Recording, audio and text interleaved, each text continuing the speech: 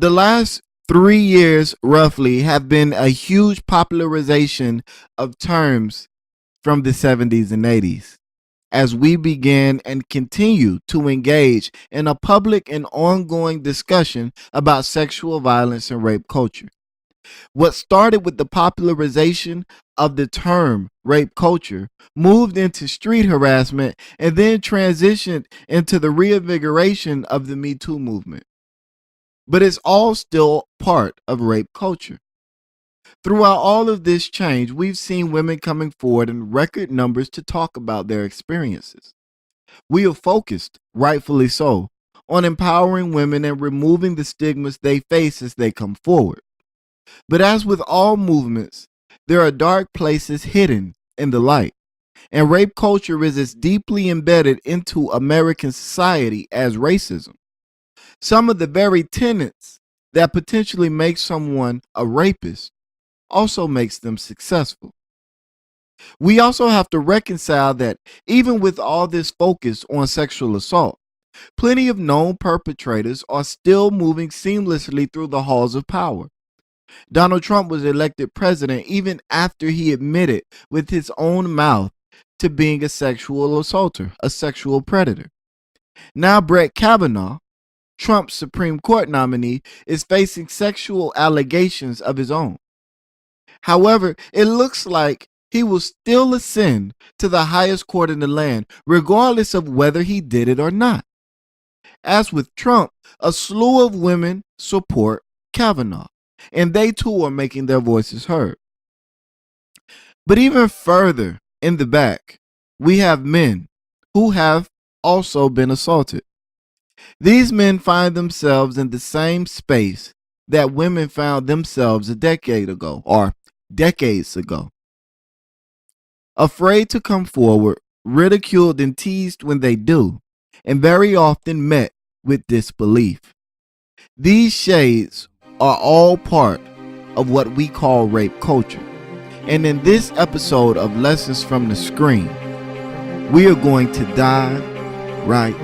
Lessons from the screen, what we mean is we go through different documentaries to tell you what they gon' do. Give you our lessons, give them our blessings. If they trash, we tell you there is no second guessing. Knowledge is power, but time is precious. And we're here to keep you from them lessons. So sit back as we groove, giving you the review, so you only spend time on the docs that you need to.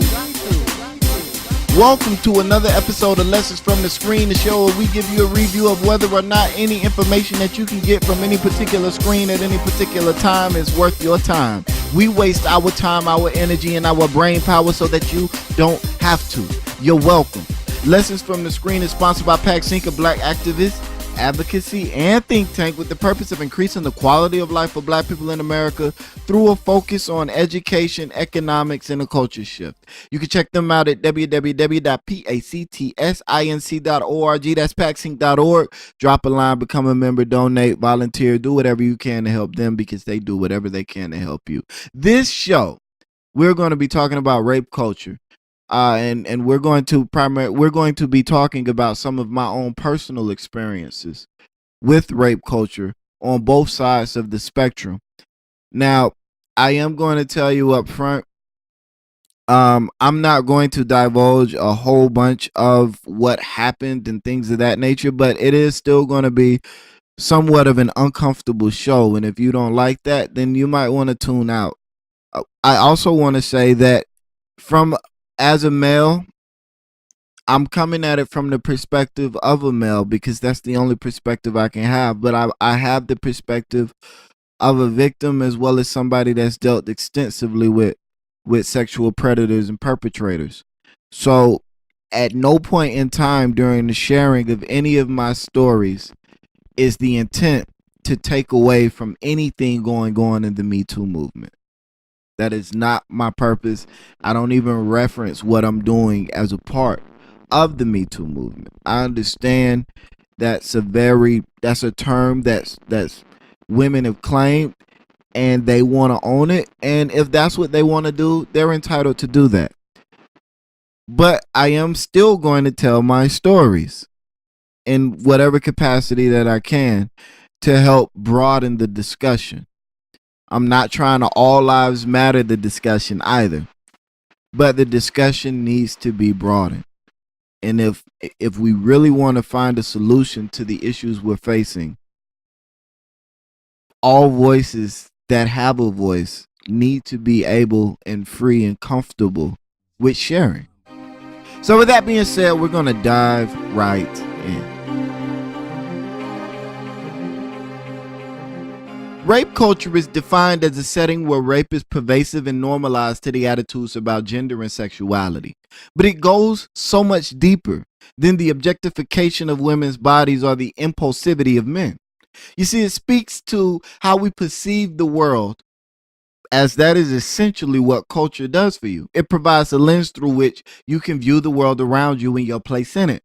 It speaks to how we view each other and how we think other people view us. For instance, men are largely viewed as sex-crazed maniacs willing to sell their souls to stick their dick in a warm hole. And some men are. But with that view of men, anyone walking around that sees a man is going to think he only wants to put his dick in me. That view colors nearly every interaction with men, especially strange men that you don't know and aren't familiar with. This view not only affects what you think a man wants from you, but it also affects what you view as acceptable in terms of the behaviors from him and the behaviors and actions that you give to him. This is the same view that causes many to believe that all they need to do to have a good relationship with a man is be good in bed, provide a nice, fun, warm hole, and give him something extra on his birthdays and holidays. But this view makes certain statements and behaviors made by that man acceptable as well because it falls in line with what you expect. And in some cases, you might even praise a man for restraint when he doesn't behave aggressively at moments when you think he would or could. And in extreme cases, and I've heard this personally myself from people in my circle, you might actually thank your significant other for not raping or sexually assaulting you. On the flip side of this view, there is also an extreme negative for men. You see, when I was about 8 or 9 years old, roughly roundabout, I was home with some friends of my sisters. And I had come out of the room. I was in my bedroom. They were in the living room. I had come out of the room in order to do something or another. And skipping forward a bunch of parts, I found myself being held down by 4 girls who were all older than me. Keep in mind, I'm about 8 or 9 years old. These girls are teenagers. They're holding me down, one on my arms, one on each leg. The other one had pulled my pants down and was playing around with my penis on top of me. And as I squirmed and kicked and fought to try to get away, not only was there laughter on their behalf, but there was also teasing. Are you gay? You don't want this? Stop acting like you don't want this. You know you like what's happening. And when I finally got free and ran in the room and closed the door,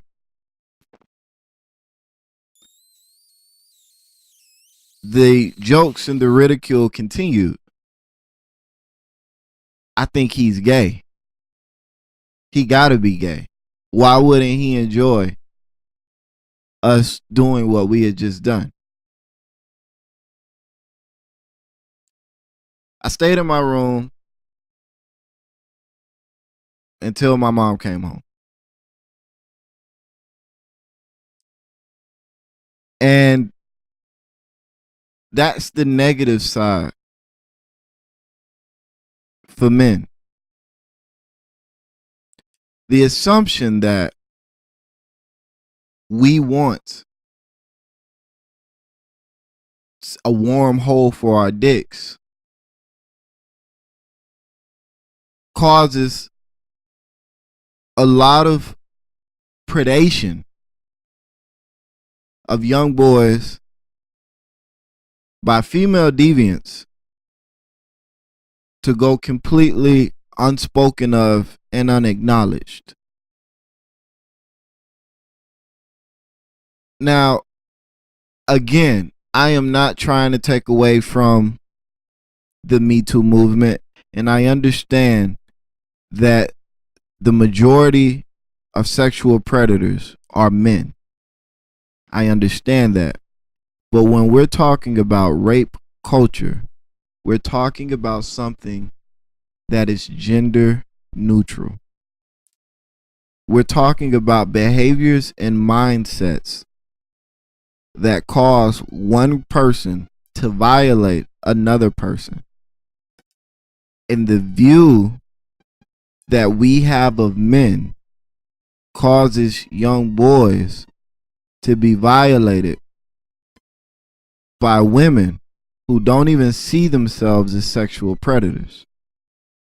They see themselves as giving a boy his ultimate fantasy. When they tell a young man, a young boy, young teenager, all of the things they're going to do to him or they would do to him because he's attractive, they don't see themselves as harassing that young man. They see themselves as boosting his self-esteem.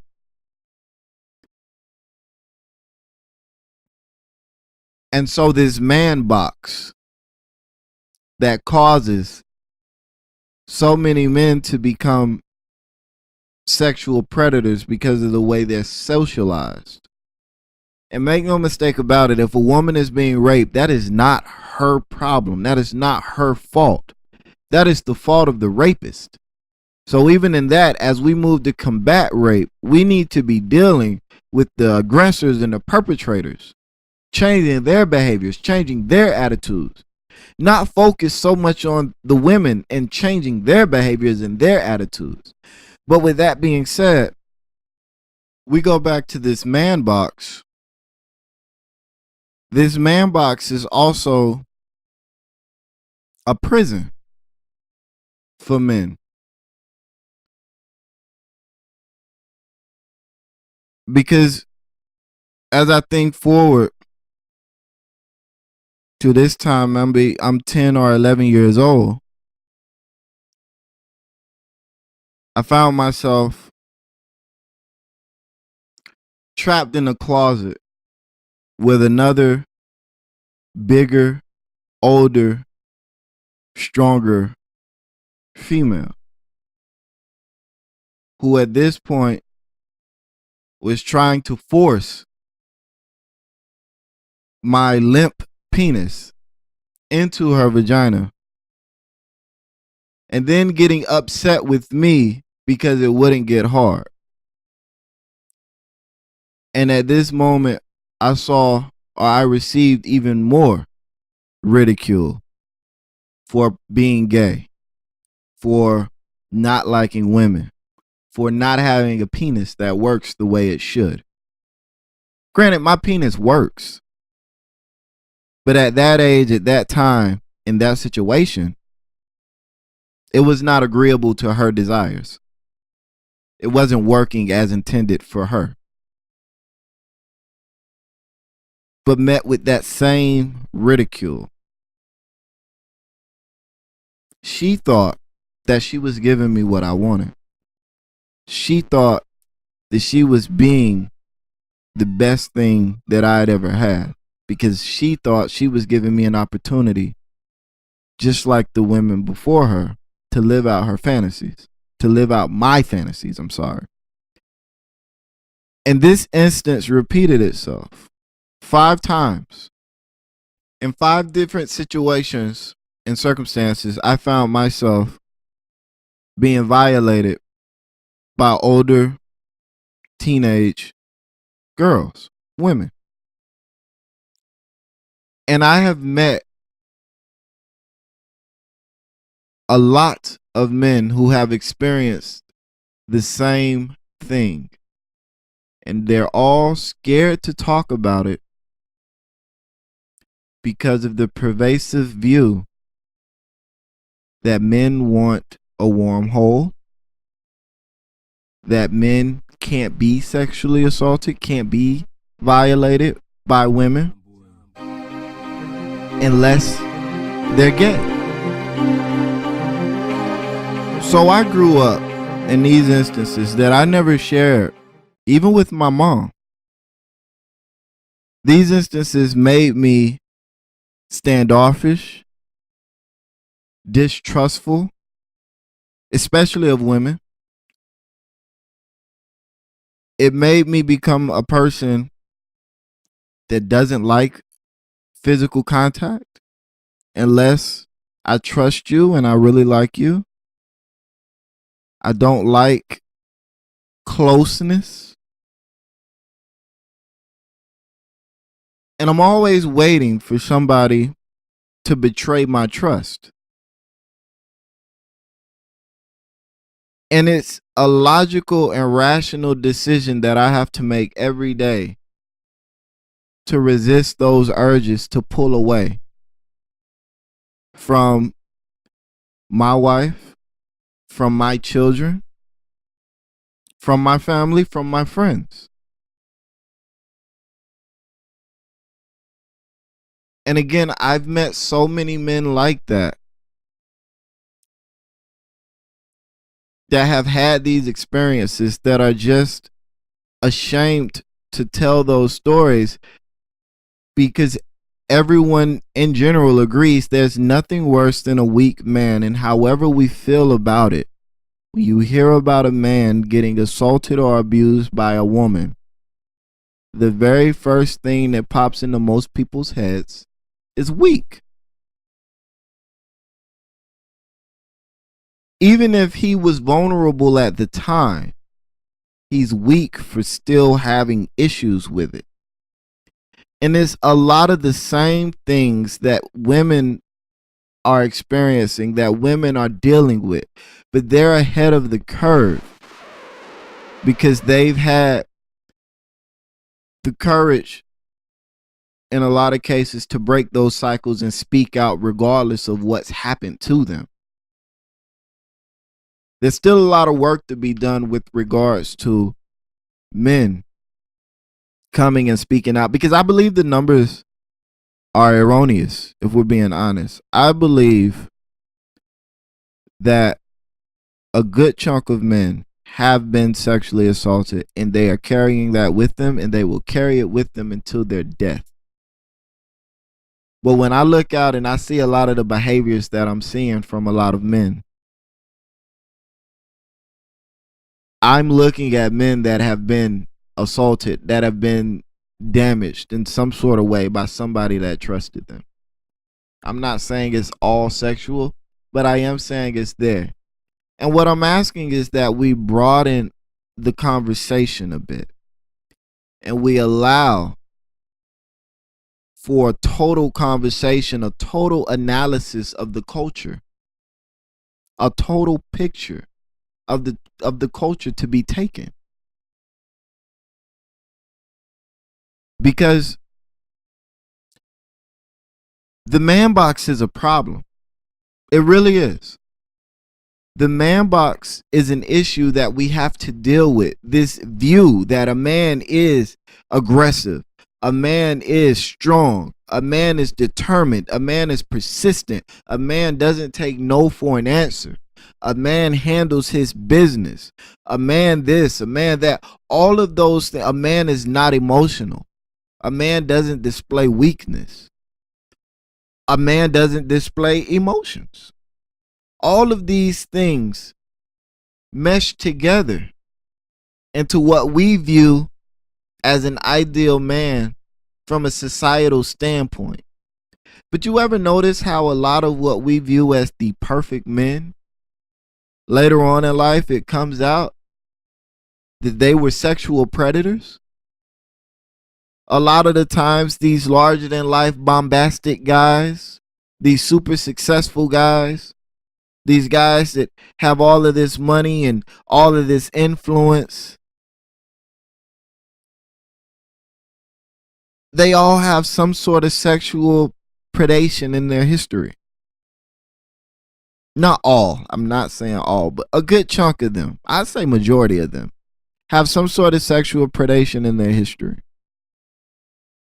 The man box is a problem, and we can't have a total look at the culture that continues to support rape until we have a discussion on the culpability and the complicity of every single member of our society, both men and women alike. And so for me, the solutions to the problem that we're currently facing as a society when it comes to rape culture is to completely tear down the man box and think about how we want to build it back up. Women have done an amazing job in reshaping womanhood and femininity. They have done an amazing job of it. And because they've done a good job of it, now all of the problems with masculinity that were being hidden in previous generations are now being exposed, because this new form of femininity isn't there to cover up those flaws in the way that it was before. The problem seems to be that everyone in the culture, men and women alike, are resistant to changing masculinity. And maybe that's because we live in a patriarchal society. Speaking specifically to my community, the Black community, though, our families and a lot of our institutions, our churches and things like that, the gatekeepers of our churches and the power structure behind our families are largely matriarchal in nature. So for our communities, I don't understand why we continue to persist behind the curve outside of our amazing cultural pride and our amazing level of shame in which we want to protect ourselves and our image at the expense of everything else. Because in most Black families, the Black woman runs the show. Grandma, Big Mama, whatever you want to call her, she called the shots. And in most of our households growing up, if we had a father or not, Mama ran the show. So you would think in those situations it would be a lot easier to get a change in the definition of manhood and masculinity, especially with the changes that we're seeing in the pride and the strength and the character and the willingness for Black women to come forward and be the women that they have always been in our community, now in the outside world. Because Black women have been within the community the foundation for just about everything we've done. They've been that rock. They've just been that rock for us. Now they're showing the rest of America what we in the Black community have always known and have always seen. But in that, there has to be space for the evolution of manhood. There has to be space for men to be total humans.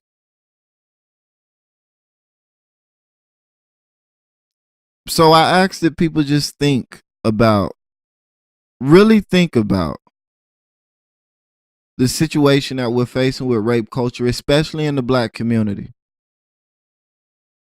Think about the situations that we're facing regarding sexual assault. Think about real total conceptual ways that we can change, total concept ways that we can change the situation.